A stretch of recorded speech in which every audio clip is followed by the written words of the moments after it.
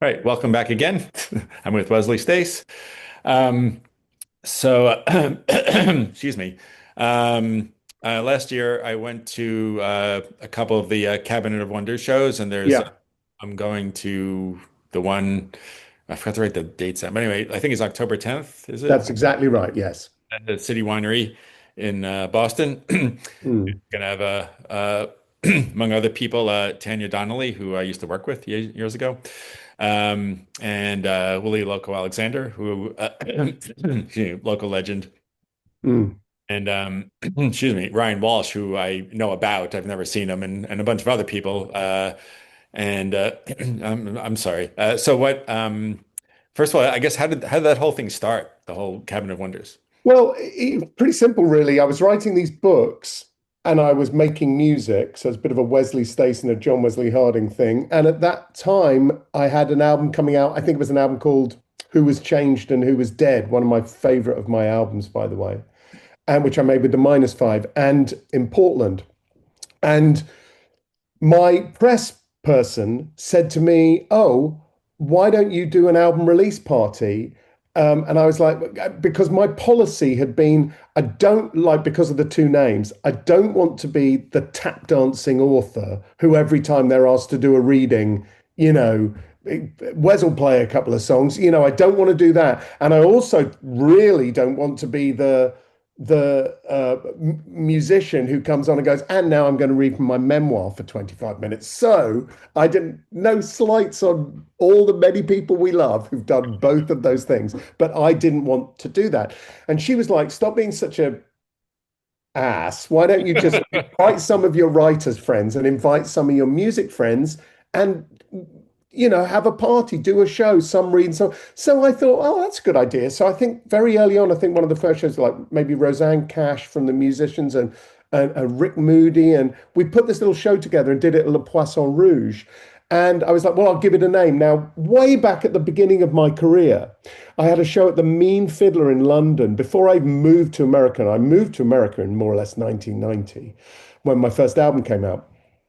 I had a show called the John Wesley Harding Medicine Show, which I did at the Mean Fiddler. The truth is, my Rolodex, as it might have been called had I been American at the time, was very, very small. So the few people I ever got on that were like, I think Ted Hawkins did it because I toured a lot with him on Asgard. I think Ted Hawkins did it. I think Les McEwen of the Bay City Rollers did it. Tom Robinson did it. But Peter Blegvad did it. Like there were some good people, but it was really just me playing and then letting somebody else do 5 or 6 songs in the middle of the show, and whoever would do it was kind enough to do it. But it was a thing. We had a backdrop, And so when this was suggested by the press person years, I was like, oh, I should just do the John Wesley Harding Medicine Show. But I was like, no, it needs a slightly better branding, something a bit more different. And so I kind of came up with the Cabinet of Wonders, which is a whole different story. But I was like, that's what it's going to be. It's going to be a variety show. But I'm very into kind of old-timey entertainment. So I wanted there to be ventriloquism and magicians and that's hard to find because those guys want paying because they only ever do 10 minutes anyway everywhere. So so it kind of got down into that from the very first time I did the show. I was like, well, it's got to have a structure. We need a house band. It needs a structure so it's not like a bad benefit. So I was like, well, I'll read these poems at the beginning and it'll all have this shape and it'll just be me throwing it all together. And it worked. And so it's generally 4 musical acts, 2 writers, and a comedian. That's not always the case. Mm. And it's got quite a what I think of it as a beautiful umbrella under which many, many things can shelter. And I just form it all and do the links between the numbers. And it's been an amazing ride. It takes up a little too much of my creative energy because there's a lot of not wrangling people or wrangling dates, but just like getting guests. It's just quite it's quite a endeavor, the whole thing. But I mean, we're just coming up to the 120th show. Wow. It's like I think we've been going 13 or 14 years now. I mean, if nothing else, we have been a staple of New York entertainment for many years, which is no mean thing to say. And the New Yorker called it the greatest night of entertainment the city has to offer. And I think that is incredible praise. And I'm very proud of that. And I honestly think we've delivered. We've done it in London and LA and San Francisco. We've done it in Tulsa at the Dillon Center. We're going to do another one at the Dillon Center in May next year. Not at the center, but in the museum near there. Uh-huh. Um, so it's been an incredible thing, and I do think it's helped me kind of not juggle, but balance my music making life because music is written alone, probably, but then you collaborate with a band, probably, and then you play it live socially, in front of an audience. Whereas writing is an incredibly solitary endeavor, and most writers kind of yearn of having the attention of a rock music crowd. And many of the people I book on the Cabinet of Wonders like to have their lyrics listened to too. And I think of the comedians as being right in the middle, right in the intersection of that Venn diagram, because, they command attention with words. So that's the whole story, really. It just keeps rolling. And for some reason, New York could only get us 2 dates this fall. I can't remember why. And so my agent, Mike, who's a great old Boston guy, was like, well, let's do another one up in Boston. So one of my favorites is on the bill, Patrick Stickles from Titus Andronicus, a band I adore. My old friend James Parker, who writes for The Atlantic, who I was at Cambridge with. Tanya Donnelly, Matthew Cause of Nada Surf, Willie Loco Alexander, Ryan H. Walsh, because I reviewed his book Astral Weeks for maybe the TLS or the Wall Street Journal a couple of years ago, and I loved that book. I thought it was a really great book. And somebody said, hey, he's got a band as well. And I was like, oh, that's perfect cabinet material. Yeah. Yeah, perfect. That's perfect to me. Somebody like Todd Barry, being a comedian and playing the drums. It's just perfect stuff. I love all that stuff. And so also coming up, and again, I meant to look up the date, but like the following week is the Dido opera, Yeah. which you wrote the libretto. Do you want to explain what that is and how that all came It's about? I guess interviews are just explaining things, aren't they? But yes, October the 18th and 19th is the East Coast premiere of an opera written by Erilyn Wallen, fantastic Belizean-born British composer who's a very close friend of mine. And she said to me ages ago, and I wrote it with her. I wrote the words and the story. She said to me ages ago, oh, I've got a commission, which is how things work. You don't kind of go, I've got an idea. Let's make it happen. It's more like I've got, someone's told me, or, I've had an idea to do a companion piece for Dido and Aeneas. Dido and Aeneas is the oldest British opera, and it's very short. It's just over an hour. So it's rarely performed on its own in bigger opera houses because people aren't getting their money's worth, kind of thing, for a night's entertainment. So they pair it with something else, or whatever. I had an idea. She said, "Oh, we should write a companion piece." I said, "Well, better than that. I've just been doing research for a novel, which I never actually wrote. It would have been my third novel, and it became something else in the classical music world." And so I said to her, "Oh, I've just read a sequel to the myth of Dido and Aeneas, where Dido's sister washes up in Italy after Aeneas has founded Rome, and he hallucinates she's Dido, and the wife gets very jealous and tries to kill her.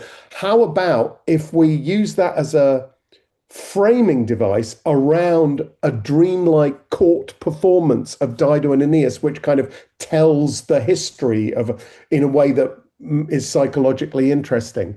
And she was like, "Great idea." And so we did it. And 10 years later, after we come up with that idea, the proposal hit somebody at the Barbican's inbox, rose to the top, Mm. was seen, and we suddenly had a commission to do the opera. And so we did it at the Barbican, the Edinburgh Festival. It's been done in San Francisco, and now it's going to be at Boston, done by Emmanuel Music, who I'm incredibly interested in because they have a big history also with a guy called Mark Morris, who's the choreographer with whom I wrote his memoir. He's a great friend of mine and a great genius, really. And I knew about them, of course, through him.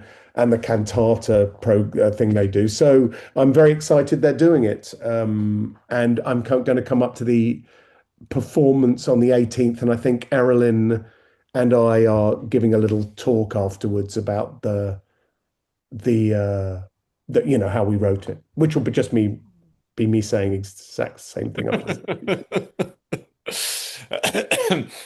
I'll give a little spoiler alert. So, But um, I mean, it was to me, what we're talking about is various things that I've, done kind of thing. To me, it's all just sitting at this computer writing stuff, whether that's the poems for the cabinet or a novel or the class I'm going to give or Erilyn's libretto or the Secret Series introductions or whatever the fuck it is. All it really is me here looking at this screen, reaching over here and occasionally picking up this and then putting it down again and or trying to put it down again.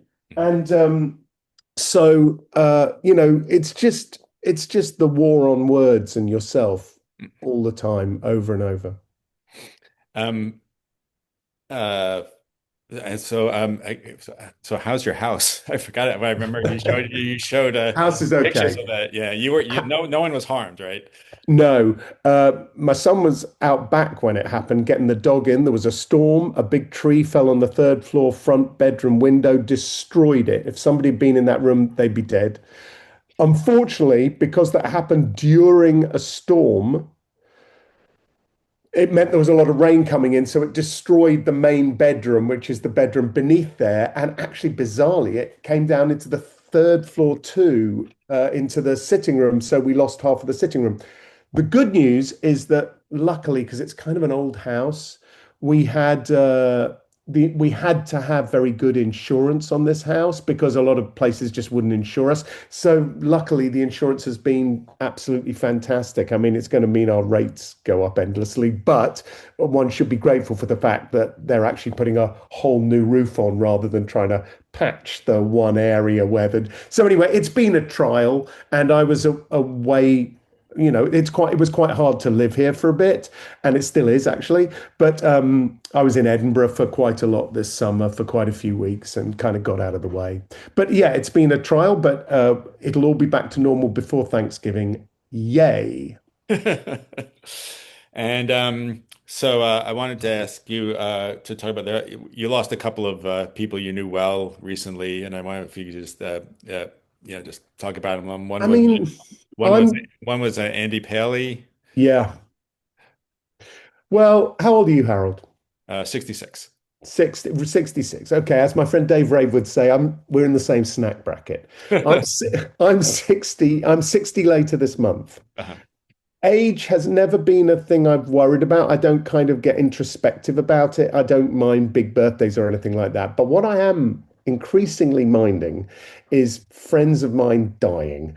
And, it's just, there were a few during COVID, of course. That was awful, terrible. But,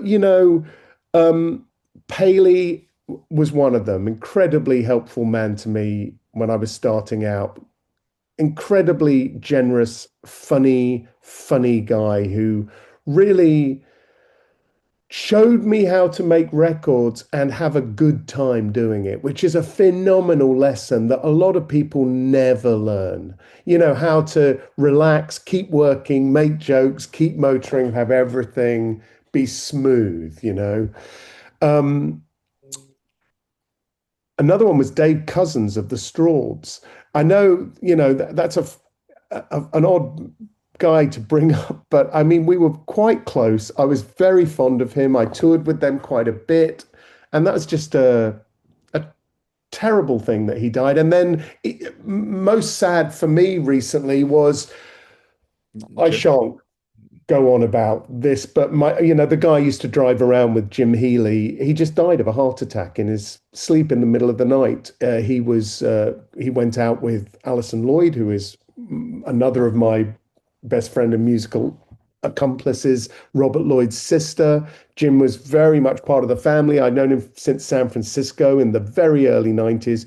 We were the most comfortable two gentlemen could be riding around in a car. Somebody said, could you put together a playlist of the music you used to listen to for the memorial, which I can't make, that's in LA this weekend, sadly. And they were like, could you put together a playlist? And I wrote back and I was like, we never turned music on ever. We just talked. Oh, wow. I remember the one piece of music I turned on our entire last massive tour that went on for about 4 weeks, Mm. because I remember that what happened was it was the French singer Barbara, who I love so much. And I put on some Barbara, and Jim, we listened to one song, and Jim was like, "Oh, I'm just reading about her now on, Wikipedia." And he started reading to me about Barbara. And so we started talking about Barbara, and that was the end of the music. So all we ever used to do was talk. And a lot of these places, I'm going on tour. I've got a lot of stuff coming up, which is interesting because I've just had a carpal tunnel operation right Mm. here. Uh-huh. So I'm hoping that's going to be okay. And a lot of the places I'll be playing were places I was last at, sat round a kitchen table in an Airbnb with Jim after the gig and our friends, having a drink and relaxing. And it'll be very sad because he won't be there. So, but I mean, it's a part of life and it's a part of growing older, but I'm not used to it yet, and I don't like it. No, I'm not. As Woody Allen said when he was a kid, when he found out about it, he wasn't a fan when he found out about it. Not a fan, not a fan. Um, but Mm. on happier notes, like what are you working on next? What can we expect from you? Well, actually, I've just finished an album, which Yay! I've just agreed on a record deal for, basically. And I think that will come out, depending on them, it'll either be first quarter or second quarter next year. Um, I can tell you the name of the album, and it's going to be called One Last Heist is the name of the album. And I'm really pleased with it. I've written and arranged it with David Nagler, with whom I did Late Style and my last album. And I think this Late Style was very much a symptom,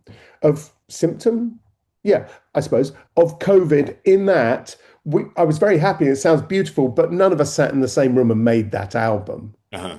I had to send it off to San Francisco to get Prairie Prince to do the drums and have my friend Chris mix it and send me mixes. It was all very bitty. David did the tracks. I sang them in Philly. Kelly Hogan and Nora O'Connor did the backing vocals in Chicago. It was very bitty. This time we wanted to make a record with the same kinds of songs, but actually have a band playing on them. And so that's what it is. It's like late style, but a much, to me, well, it's a groovier sounding record and some very beautiful instrumentation on it. So that comes out next year. I'm working on my fifth novel, but I could have been saying that any time in the last 5 years. Um, but there's progress. And then quite a big kind of reissue thing is going to happen, because I have the Sire records have come back to me after 35 years. And there's also a bunch of other records that I want to, that have never been released on vinyl. So I'm interested to get all those out, because a record doesn't really exist unless it's on vinyl. And I feel these records should be, after all these years of those CD years, the ones you were holding up. That one, Awake, that's never been on vinyl. The one with Misfortune on it. The one I mentioned, Who Was Changed and Who Was Dead, with the -5, never on vinyl. So there's lots. Oh, that's a beauty, and it is on vinyl. Yes. But there's always a lot of stuff going on. The Secret series is finally finishing, and that's kind of a relief. That's been a adventure, both kind of practically and also recording wise. I've just when does this come out? When When is this going to be on online? within days, hopefully. Uh, What, I've do you, just written a review of the Ron Rosenbaum Dylan book for the Wall Street Journal.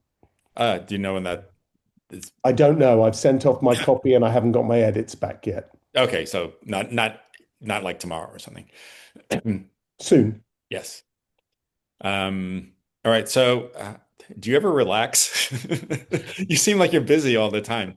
I mean, that's a very interesting question. People kind of not criticize me. People kind of say that, and of course, yeah, I think of myself. I mean, It's all relative, Harold. Right. But I think of myself as a lazy person who Hmm. could work a lot harder. Like I do a lot of things where I just think, why are you doing this?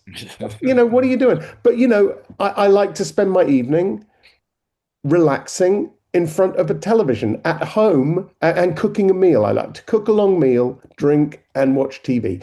And at home, I don't really go, I'm on the road.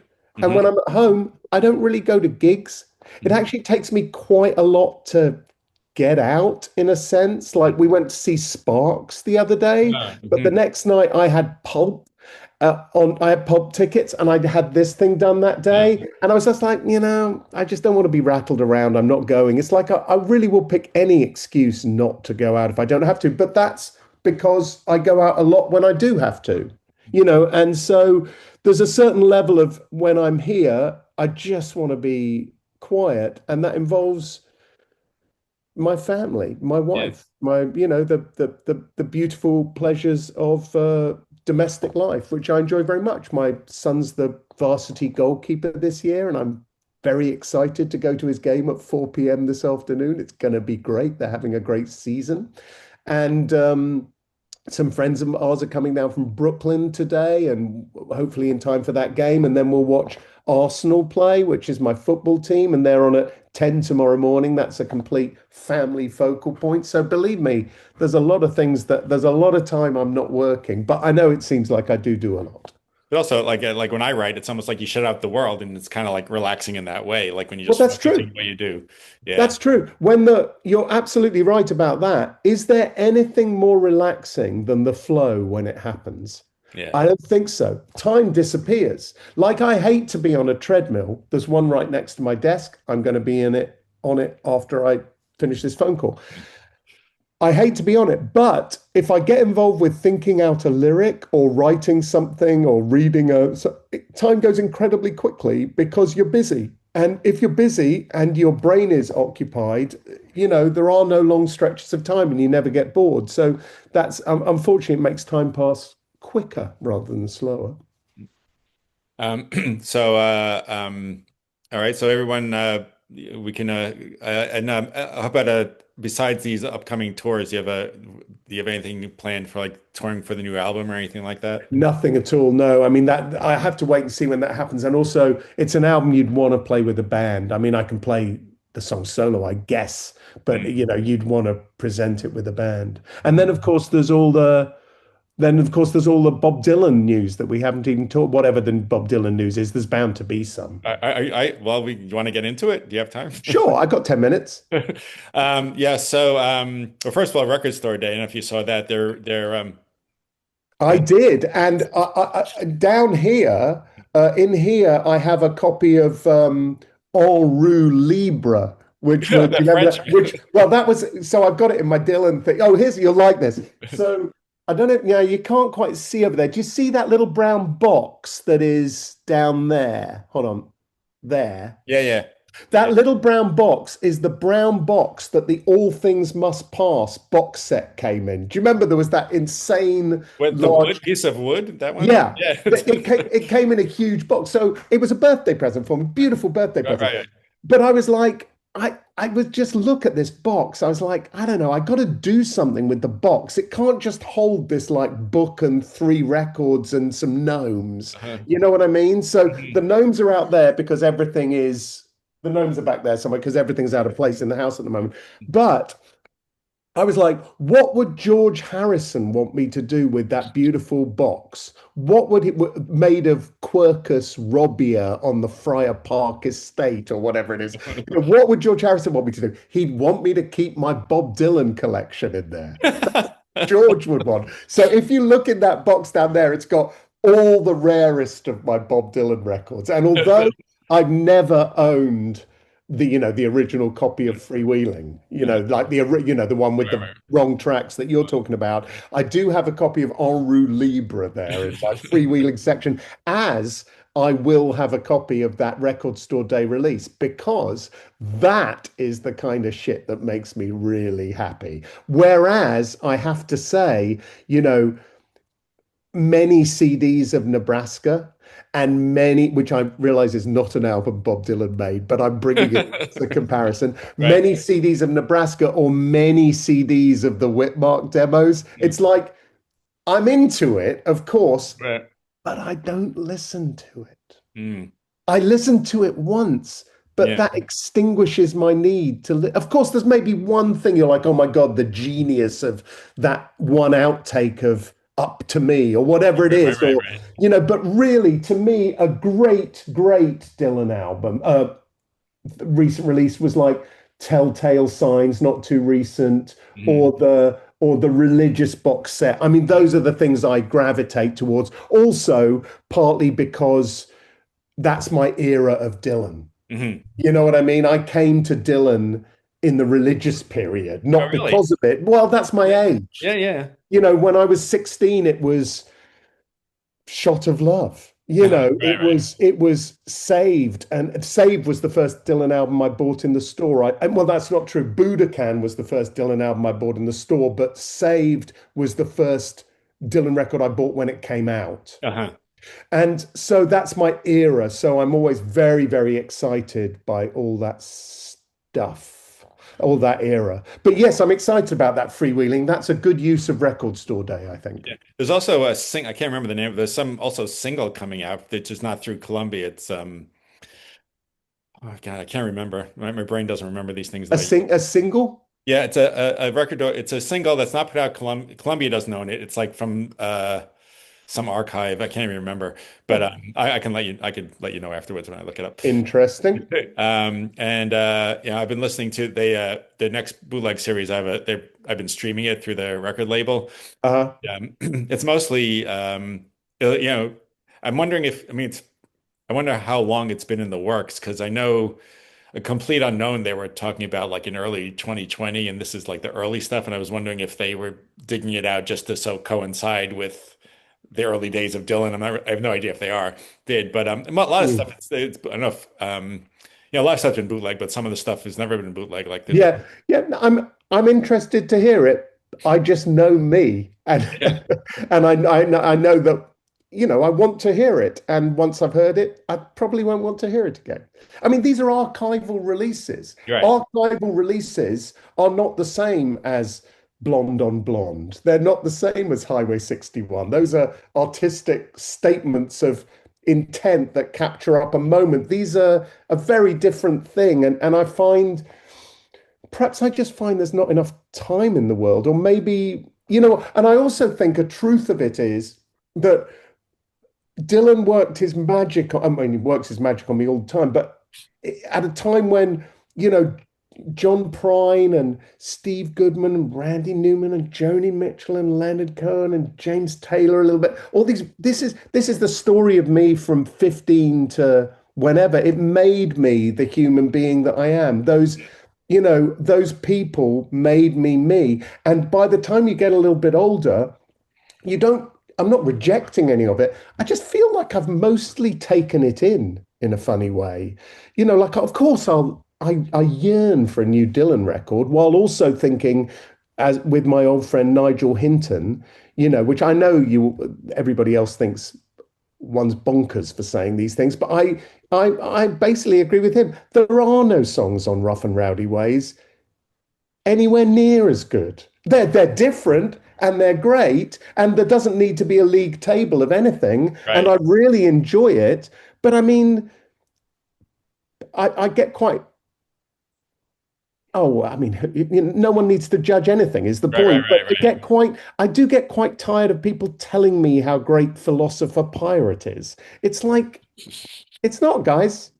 It's really not. But, and I also don't get involved in any, like I was brought into Dylan world in a beautiful way, really, by the kind of Telegraph, John Baldy Oh world. yeah, yeah, yeah. That was, he was a very close friend of mine, a man, Oh yeah.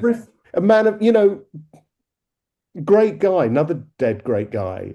And I've got every copy of the Telegraph up there in order, and on the 50th one is him. And Mhm. that's when he died.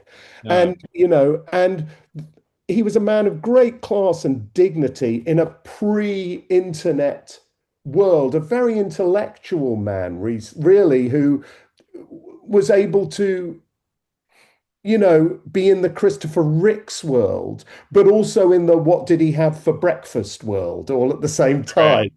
In fact, it was Nigel's quote on the front of the very first Telegraph. All it had was a quote on it in John's handwriting. And the quote was, how can something along the lines of, and I could get it down, but how can he make me want to, explore the mysteries of the universe while also making me wonder what he had for breakfast? And, and that was the world I was brought into. And I have very little patience for the kind of hot takes of nowadays. These things take a long time to digest. And also, if I was going to write about Dylan now, and I mean, I know you didn't ask any of this, but there are so many. I'm fascinated. Please go on. I am a huge fucking Dylan fan. You are a huge Dylan fan. Many of the people watching this are. But so many things about Dylan have been said. What I would like to read about now is I would like to read about the auto pen scandal. I'd like to read about who's making the artwork. I would like to read about where those gates are coming from. I would like to read about the plagiarism that means that for Dylan, if I copied Blowing in the Wind, he'd sue me up the butt Right, correctly. right, right, right. Whereas he gets to, I'm sure they're out of copyright and all those things, but he gets to be pugnacious in Rolling Stone about it's the folk process. Those people are pussies who don't believe. I think they're, and also the sponsorships, the brandings, everything Victoria's Secret, the ads for Chevrolet. I think there's very interesting. I'm not saying attacking him. That's not what I'm interested in. Right, I want to see those things investigate. I think that's the right, Dylan book for now. right. I And want to read that book. Scott Warmoth can write one little bit of it. To me, there are so many interesting kind of things that people kind of politely don't talk about, it feels to me. right. Theme time radio hour. There seems to be a mass delusion that Bob Dylan goes in there for to some beautiful old radio with like his 5045s he's picked from his collection, and he's somehow free associating this very poetic script about it. I want to read about that. I also want to read about the philosophy of modern song. Sure, there are the bits that kind of make a little bit of sense. I know who they're by, but because they're free associative. And then there's the bit about the chart positions. And I want to know about those bits. It's like, to me, there's a lot of interesting things out there at the moment that people kind of just are letting them go by. And I think I'm interested to read about it all. Do you know what I mean? Oh yeah. I mean, also like if you're in the Dylan community kind of thing, you don't want to not be in the outer inner circle, and you don't want to piss people off because you want to impress how what a Dylan fan you are, so you have to say all these wonderful things. And but also as you said, well, first of all, among other things, like saying negative things in this, I don't really like saying a lot of negative things about anything, really. I mean, No, what is the, we might as well just not say anything. true. Also, I try to look at things in like maybe a different perspective that other people might have, or put something together that maybe, but I hardly even do anything anymore because so many people do what I do. Well, also, one of the reasons I like you is because I like the attitude and the courtesy of what you do. It's a positive thing. And I'm certainly not suggesting I write that book. I'm just saying that I feel that I've read, and on that shelf is everything I will ever need to read about Bob Dylan and his possible fourth wife, or it's just, and is Queen Jane approximately Joan? You know what? It's Right, just right. like the whole thing's a guessing game, mostly very, very badly done by people who don't write terrific. Oh God, I don't want to be rude, but I mean, there's some of the Right. big Dylan writers need better editors. Yeah. But I I have don't one, want to I have write. one in mind. I don't, it's not, I'm not saying that anything even negative should be said Right. about those things. I just like to see them explored. I mean, I think we can all agree that that auto pen apology was the least typical Dylan thing ever in his career. I mean, to apologize for something Uh, is weird. I mean, how many times did that ever happen? But also the tone of it, like the bad back and COVID and everything. It's like, okay, well, that's okay. But then you realize what's at stake with that kind of thing. What's at stake is an entire art industry of signed things that are now out in the world. yeah. Now, if I so I've got one of those Napoleon Bonaparte like a Rolling Stone ones with his signature on it. I think if I Oh, want, I think if I wanted, I could say, I'm not convinced this isn't an auto pen signature, I'm afraid, mhm. Castle Gallery. So I'd like my money back. You know what I mean? I'm Yeah. not going to do that, but that's what the auto pen thing brings into question. It's about a lot more than however many copies of Philosophy of Modern Song there were. And to me, I think it's odd that people aren't. You're dead right.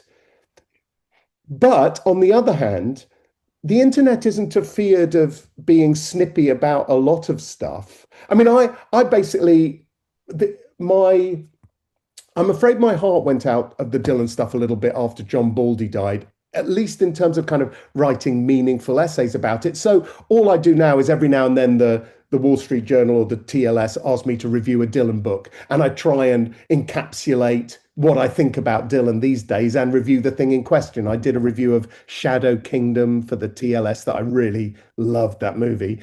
And I did a review of Clinton Halen for them. And I did, things pop up Mhm. and I like to do them because it makes me, but I don't really write online or do anything like that or feel the need to. But I know what I'd like to read, and what I'd like to read isn't really being written in at least a book way. And I think it could be because I think there are so many interesting issues with Dylan's late style, if you like, by which I don't only mean his late style of lyric writing, which one preview of the Rosenbaum review is that that's a good part of his book, is talking about Dylan's late lyrical style.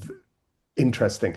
But not only his late style of his style, we all know about the tours and the albums and all that, but the late style of kind of Bob Dylan Bob Dylan's world, the business of it, the sale of the catalogue. I think there's a beautiful book to be beautiful. I think there's a really fascinating book to be read about all that stuff, but I don't know who's writing it, and it won't be me.